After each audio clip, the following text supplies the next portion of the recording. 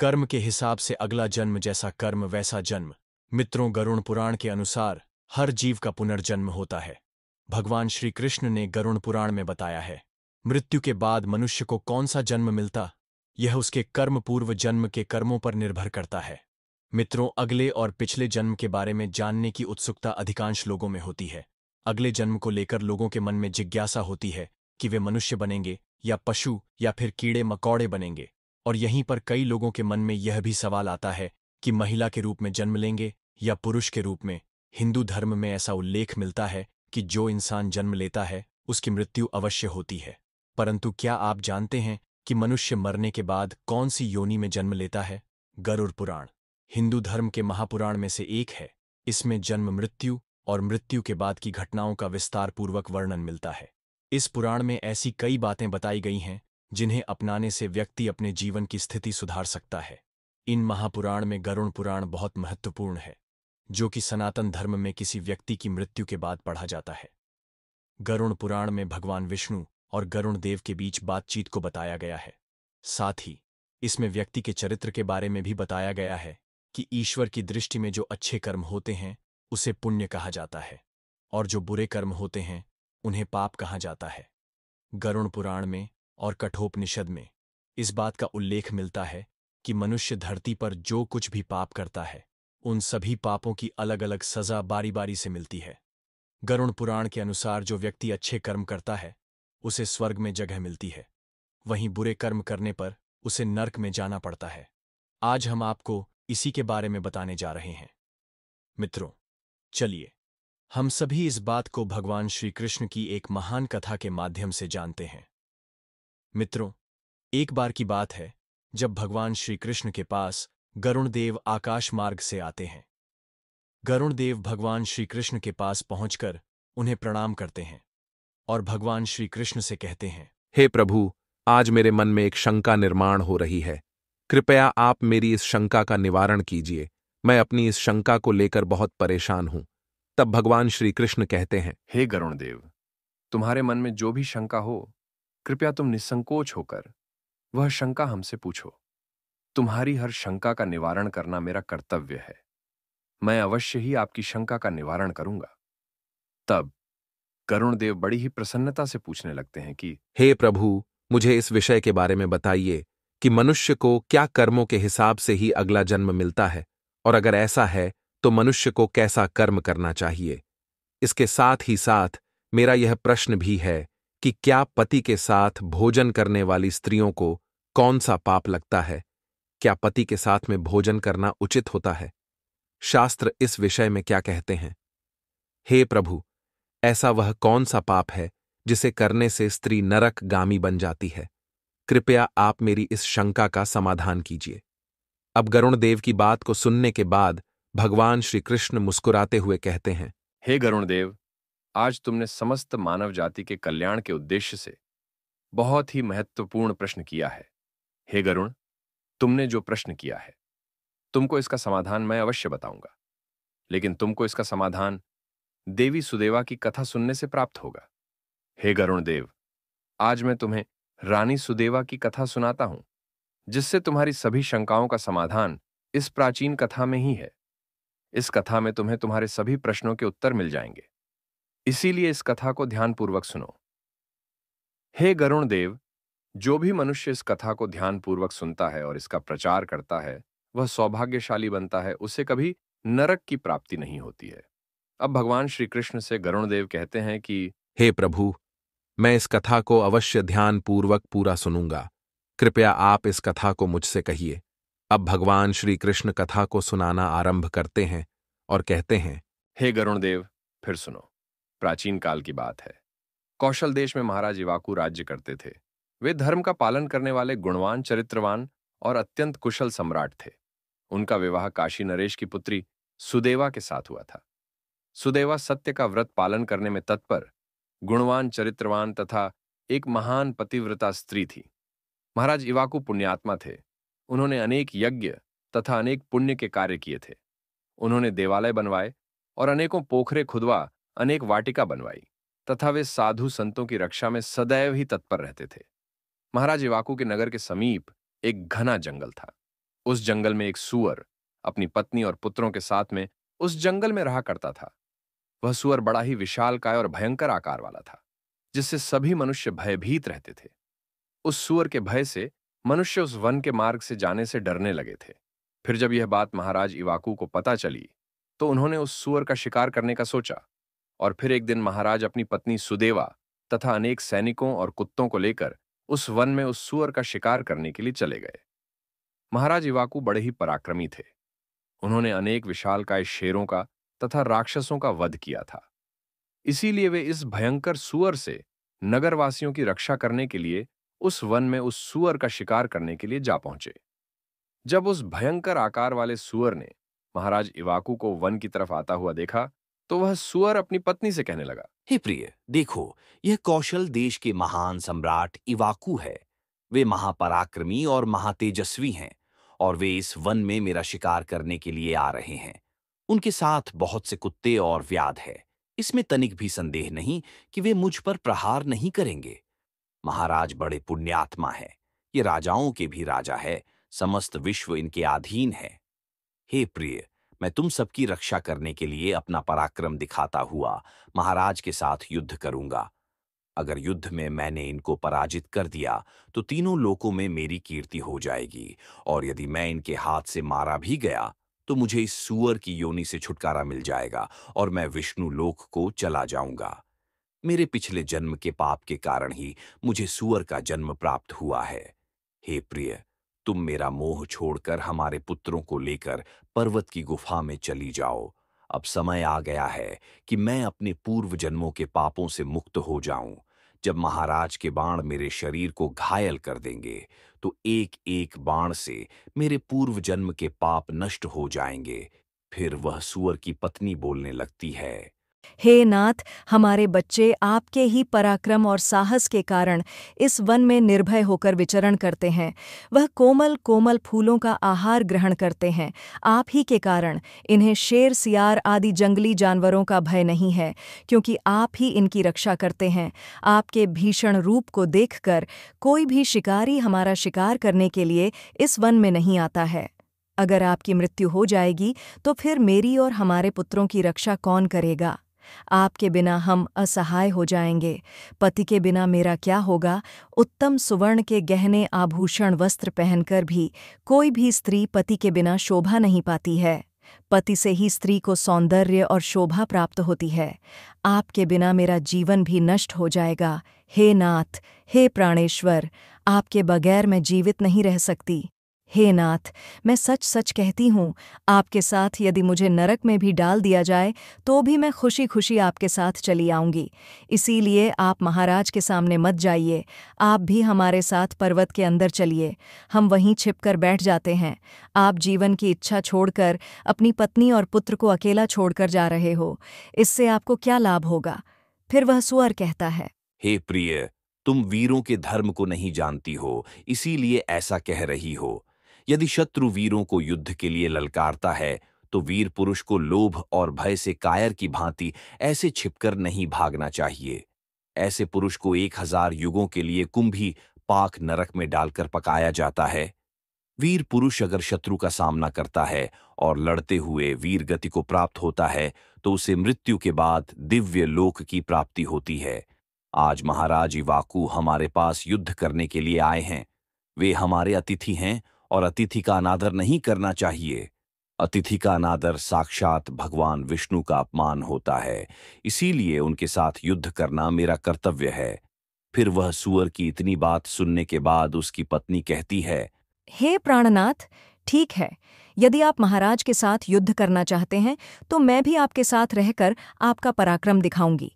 इतना कहकर उस सूअर की पत्नी ने अपने पुत्रों को बुलाकर कहा, बात सुनो, आज युद्ध भूमि में कुछ अतिथि आए हैं। उनका सत्कार करने के लिए और उनसे युद्ध करने के लिए तुम्हारे पिता जा रहे हैं और उनके साथ मैं भी जा रही हूँ। इसीलिए तुम सभी अपने भाइयों को लेकर पर्वत की गुफा में जाकर छिप जाओ। महाराज इवाकू बड़े बलवान हैं। वे इस युद्ध में हमारा संहार कर डालेंगे। इसीलिए तुम लोग यहाँ से भाग जाओ और अपने प्राण बचाओ। फिर वह सूअर के छोटे छोटे बच्चे कहने लगे, हे माँ, जो पुत्र अपने माता पिता को संकट में छोड़कर भाग जाते हैं वे महापाप होते हैं। उन्हें घोर नरक में डाला जाता है। जो निर्दय पुत्र अपनी मां का दूध पीकर उसे दुख में छोड़कर भाग जाता है, जो पुत्र अपने बाप को विपत्ति में देखकर छोड़कर चला जाता है, वह कीड़ों से भरे हुए दुर्गंध युक्त नरक में गिरता है। इसीलिए हे मां, हम लोग आपको छोड़कर नहीं जाएंगे। फिर वह सूअर, उसकी पत्नी और उसके बच्चे सभी युद्ध के लिए तैयार हो जाते हैं और युद्ध भूमि की ओर निकल पड़ते हैं। सभी छोटे छोटे सूअर अपने पिता और माता की चारों ओर से रक्षा करने लगते हैं। उधर महाराज इवाकू अपनी सेना के साथ उस स्थान पर आ जाते हैं और अपने सामने खड़े सूअरों को देखकर बड़े बड़े शूरवीर योद्धाओं को सूअरों का शिकार करने के लिए आगे भेजते हैं। वे सभी बलवान शूरवीर योद्धा हाथ में तलवार और भाले लेकर सूअरों पर आक्रमण करने लगते हैं। फिर सूअरों और राजा के सैनिकों के बीच भीषण युद्ध होता है। सभी एक दूसरे पर भीषण प्रहार करने लगते हैं। सूअर अपने दांत से सैनिकों को मारने लगते हैं तो सैनिक अपने भालों से सूअरों को मारने लगते हैं। इस युद्ध में अनेक सूअर मर खप जाते हैं और न जाने कितने ही घायल हुए, और महाराज के अनेक सिपाही भी मर गए और घायल हुए। अब केवल वह सूअर, उसकी पत्नी और उसके कुछ 5-7 पुत्र ही बचे थे। अपने सभी पुत्रों को मरा हुआ देखकर सूअर की पत्नी भयभीत हो गई और अपने पति से कहने लगी, हे नाथ, मुझे और इन बालकों को लेकर यहाँ से चलो, नहीं तो हमारा वंश नष्ट हो जाएगा।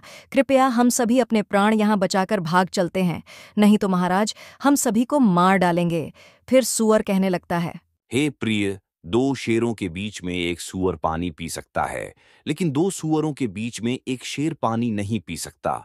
सूअर जाति में ऐसा बल देखा जाता है, इसी कारण से सूअर से सभी भयभीत हो जाते हैं। अगर इस समय पर मैं मृत्यु के भय से भाग जाऊंगा तो मेरे सूअर जाति की प्रसिद्धि नष्ट हो जाएगी। इसीलिए हे प्रिय, तुम हमारे बच्चों को लेकर यहां से चली जाओ और सुखपूर्वक जीवन व्यतीत करो।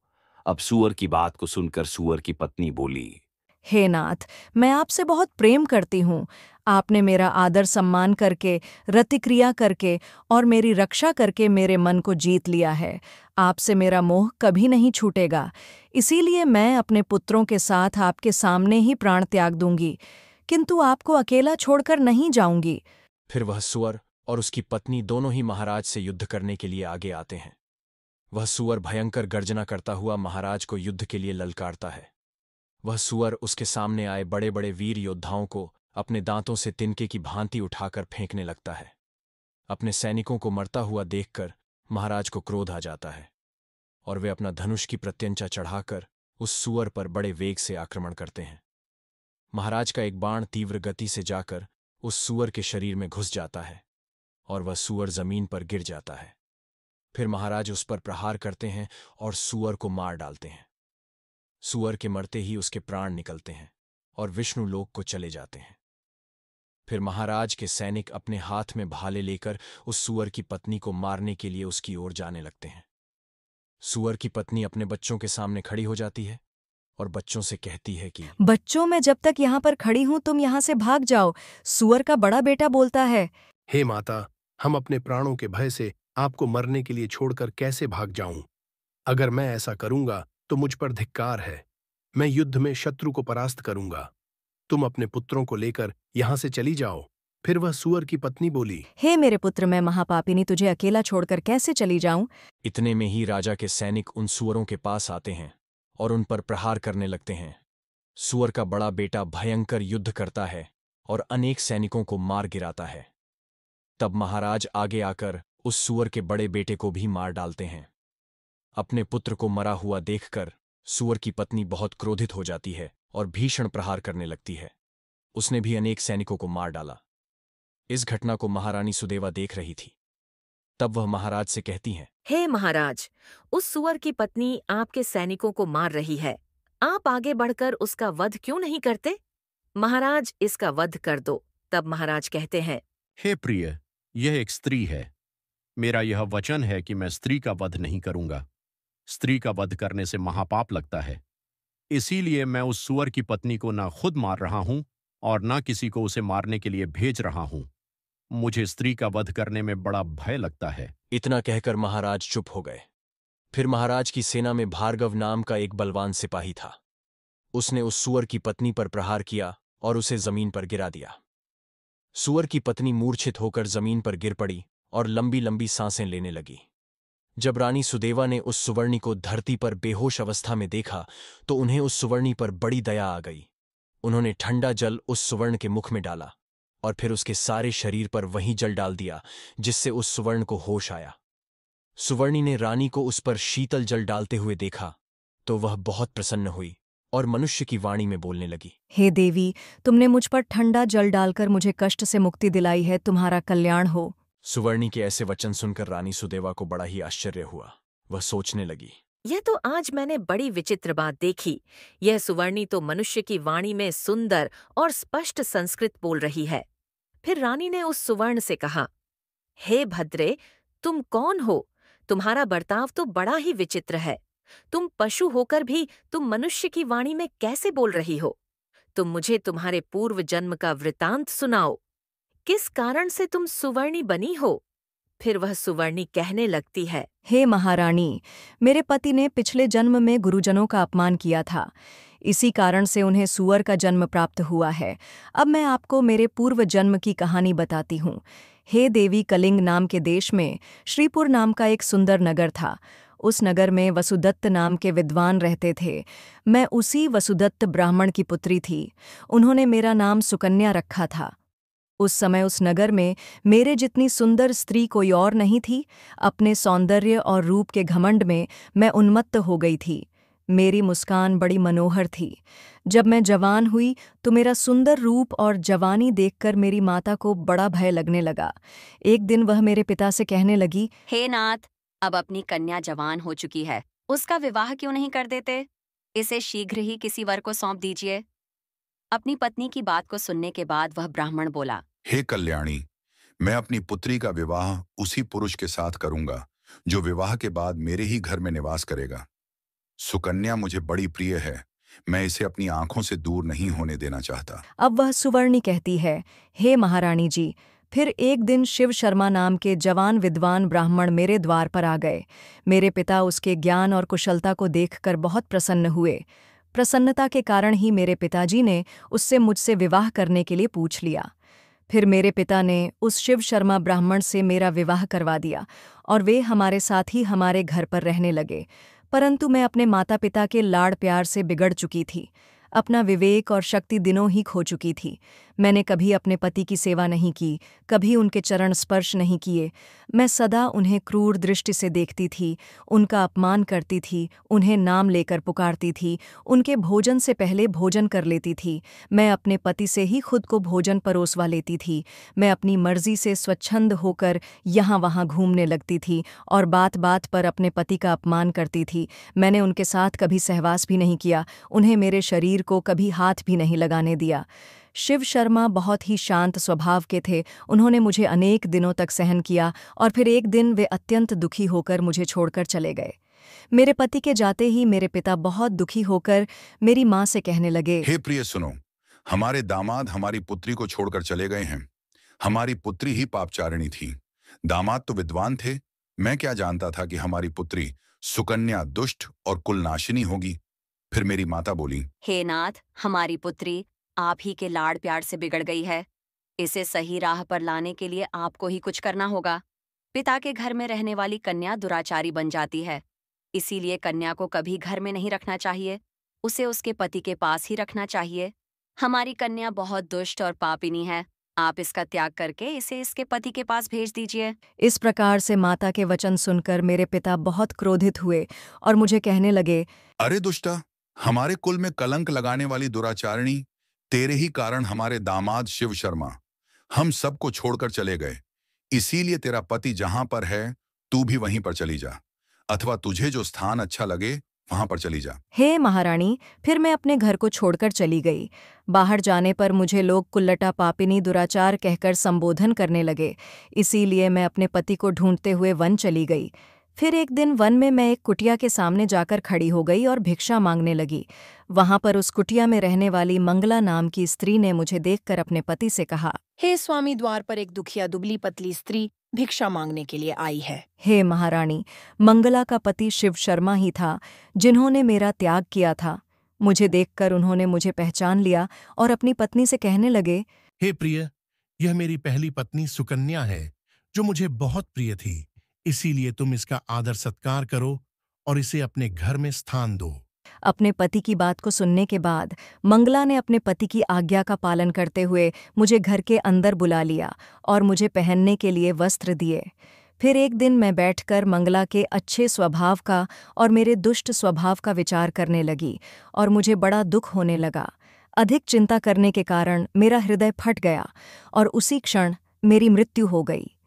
फिर यम के 2 दूत उस स्थान पर आ गए और मुझे उठाकर यमलोक ले गए।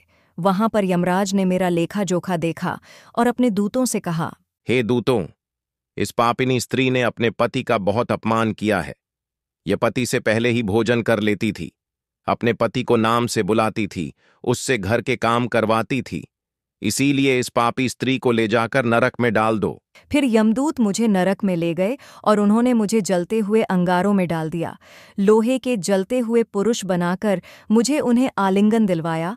वहां नरक में मुझे अनेक वर्षों तक कष्ट भोगने पड़े।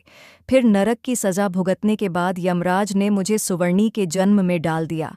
हे महारानी, इस प्रकार से मैंने आपको मेरे पूर्व जन्म का वृतांत मैंने आपको सुना दिया है।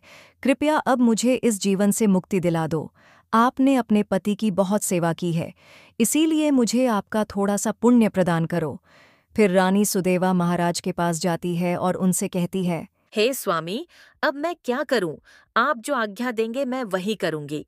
महाराज इवाकू कहते हैं, हे प्रिय, यह बेचारी बहुत दिनों से बहुत ही दुख भोग चुकी है। अब तुम अपने पुण्य से इसका उद्धार करो। महाराज की आज्ञा लेकर रानी सुदेवा ने सुवर्णी से कहा, हे देवी, मैं अपने 1 वर्ष का पुण्य तुम्हें प्रदान करती हूँ। रानी के इतना कहते ही उस सुवर्णी के प्राण चले गए और उसके शरीर से एक दिव्य स्त्री प्रकट हुई और फिर वह महारानी और महाराज को नमस्कार करके विष्णु लोक को जाने लगी। अब भगवान श्री कृष्ण कहते हैं, हे गरुणदेव, अब तो आपको पता चल ही गया होगा कि मनुष्य जैसा कर्म करता है वैसा ही भरता भी है। हे गरुणदेव, गधे, कुत्ते, बिल्ली, सांप, बंदर, गिरगिट, बकरा, भेड़िया, गाय, कछुआ, कीड़े मकोड़े, कोई पशु पक्षी, पेड़ पौधे, स्त्री में जन्म इत्यादि में जिसका भी जन्म होता है वह पापी मनुष्य होता है, जिसे दूसरे जन्म में उसे ऐसा बनाया गया है। कई बार जब बालक का जन्म होता है तो उसमें कई प्रकार का दोष होता है। कई बालक किन्नर पैदा हो जाते हैं या फिर ऐसे पैदा होते हैं जिनको कोई शारीरिक दोष होता है, जैसे कोई जन्म से ही विकलांग पैदा होता है या जन्म से ही देखने में असमर्थ होता है। ऐसा भी होता है कई बच्चे को जन्म से ही मल मूत्र का द्वार नहीं होता है। ये सब कुछ उसके पिछले जन्म के कर्मों के आधार पर कष्ट भोगना तय होता है। इसलिए शारीरिक असमर्थता पैदा होने के साथ ही आती है। जब तक शिशु मां की कोख में रहता है तब तक उसे पिछले जन्म का सब कुछ याद रहता है। उसे यह भी स्मरण होता है कि उसने पिछले जन्म में क्या क्या कर्म किए, और दुखी होकर वह जीव ईश्वर से यही प्रार्थना करता है कि इस जीवन में वह सत्कर्म करेगा और भगवान का नाम जपता रहेगा। शिशु माता के गर्भ से निकलकर इस पृथ्वी लोक में जब आता है तब ईश्वर के द्वारा उसकी स्मृति खत्म कर दी जाती है, मतलब उसके दिमाग से पिछले जन्म की बातों भुला दिया जाता है और वह जीव फिर से मोह माया में कुछ ऐसा उलझ जाता है कि परमात्मा के लिए उसके पास समय ही नहीं बचता है। हे गरुण देव, अब मैं आपको बताता हूं कि किस पाप के कारण कौन सा जन्म मिलता है। पहला, कछुए का जन्म माता पिता को कष्ट पहुंचाने वाली संतान या भाई बहन को प्रताड़ित करने वाले मनुष्य को कछुए की योनि में जन्म मिलता है। जन्म पुरुष का हो या स्त्री का, आत्मा को उस शरीर के अनुरूप अपने व्यवहार में अपना कर्म करना होता है। शरीर के जरिए कर्म करके ही एक आत्मा अपने जन्म के उद्देश्य को सार्थक भी बना सकती है और निरर्थक भी। अच्छे कर्म करके ही आत्मा मुक्ति के मार्ग की ओर अग्रसर हो सकती है और बुरे कर्म करके अपनी स्थिति को भविष्य में बदतर बना सकती है। यदि कोई पुरुष महिलाओं वाला आचरण करता है, स्वभाव में महिलाओं वाली आदत ले आता है, तो ऐसे पुरुषों को अगले जन्म में स्त्री का रूप मिलता है। बंदर की योनि में जन्म जो अपने मालिक का विश्वसनीय होकर अपने मालिक का विश्वास तोड़ देता है, तो उसका सामान्य जीवन कुल 20 वर्ष का ही होता है। जो व्यक्ति लूटपाट करता है, जानवरों को सताता है, उनका शिकार करके अपने परिवार का पालन पोषण करता है, उसे अगले जन्म में किसी कसाई के हाथों से मृत्यु की प्राप्त होती है। यदि मृत्यु के समय व्यक्ति भगवान का नाम ले लेता है तो भगवान उसकी मुक्ति का मार्ग खोल देते हैं। अगला है गधे का जन्म कौन भोगता है। अब यहां आता है कर्मफल सिद्धांत। अपने सच्चे मित्र का अपमान करने वाला गधे की योनि को भोगता है। कुत्ते का जन्म किसको मिलता है? धर्म का अपमान करने वाले, पूजा पाठ ना करने वाले। जो व्यक्ति धर्मवेद पुराण जैसे धार्मिक ग्रंथों का अपमान करता है, हमेशा धर्म का विरोध करता है, ईश्वर के प्रति श्रद्धा भाव नहीं रखता, तो ऐसे लोगों का अगला जन्म कुत्ते के रूप में होता है। कीड़े मकोड़े की योनि दूसरों की निंदा करने वाला, बुरा बर्ताव करने वाला कीड़े मकोड़े के रूप जन्म लेता है। यह एक ऐसी योनि है जिसमें आप कितने भी प्रतिभाशाली हो, आपने कितना भी हुनर क्यों ना हो, आपको सम्मान कभी नहीं मिलता। जो व्यक्ति किसी चीज की चोरी करता है वह तोता बनता है। वही सुगंधित पदार्थ की चोरी करने वाला व्यक्ति छछुंदर के रूप में जन्म लेता है। किंतु यदि अपराध चोरी से बड़ा हो तो और भी कष्टदायक होता है। जो लोग दूसरों को मूर्ख बनाकर ठगी करते हैं और उनका लाभ उठा लेते हैं या काम निकलवा लेते हैं, ऐसे लोगों को मृत्यु के बाद नरक में स्थान मिलता है। साथ ही ऐसे लोग अगले जन्म में उल्लू के रूप में जन्म लेते हैं। जो व्यक्ति पराई स्त्री से संबंध बनाता है उसे नरक में जाना पड़ता है। ऐसे पुरुष को वहां उसे कई कष्ट भोगने पड़ते हैं और इसके बाद उसे अलग अलग योनियों में एक के बाद कई जन्म लेने पड़ते हैं। वह सबसे पहले भेड़िया बनता है, फिर एक कुत्ते के रूप में जन्म लेता है, उसके बाद सियार, फिर गिद्ध, फिर सांप, फिर कौवा और अंत में बगुला बनता है। इन सब योनियों में जीवन व्यतीत करने के बाद उसे फिर से मनुष्य जन्म की प्राप्ति होती है। ऐसी शादीशुदा महिला जो किसी गैर मर्द के साथ संबंध बनाती है उसे नरक की यातनाएं भोगनी पड़ती हैं और ऐसी महिला अगले जन्म में छिपकली सांप या फिर चमगादड़ के रूप में जन्म लेती है। लेकिन जो व्यक्ति किसी स्त्री के साथ जबरदस्ती संबंध बनाता है उसे तो नरक भोगने और कई योनियों में जन्म लेने के बाद मनुष्य योनि में किन्नर के रूप में जन्म मिलता है। बेफिजूल गाली गलौज करने वाले को कौन सी योनि मिलती है? प्रत्येक मनुष्य के कंठ में मां सरस्वती वास करती हैं। इसीलिए जिन लोगों की वाणी में मधुरता नहीं होती और जो दूसरों को बुरा भला कहते हैं या हमेशा गाली गलौज करते हैं, उनको अगले जन्म में उन्हें बकरे बनना पड़ता है। जो मनुष्य स्त्री की हत्या, गर्भपात या गाय की हत्या करता है वह अगले जन्म में मूर्ख और कुबड़ा बनकर जन्म लेता है। अब भगवान श्री कृष्ण कहते हैं, हे गरुण देव, अब तक तो आप सब कुछ समझ ही चुके होंगे। बाकी की सारी जानकारी गरुण पुराण जैसे धर्म ग्रंथ में पहले से ही समाहित है। मित्रों, अब यह बात गरुण देव को भी समझ आ जाती है। मित्रों, आशा करते हैं कि आपको वीडियो पसंद आया होगा। अगर आपको वीडियो पसंद आया है तो इस वीडियो को लाइक करके चैनल को सब्सक्राइब अवश्य करें। बाकी मित्रों, आप सभी का वीडियो को यहां तक देखने के लिए दिल से धन्यवाद।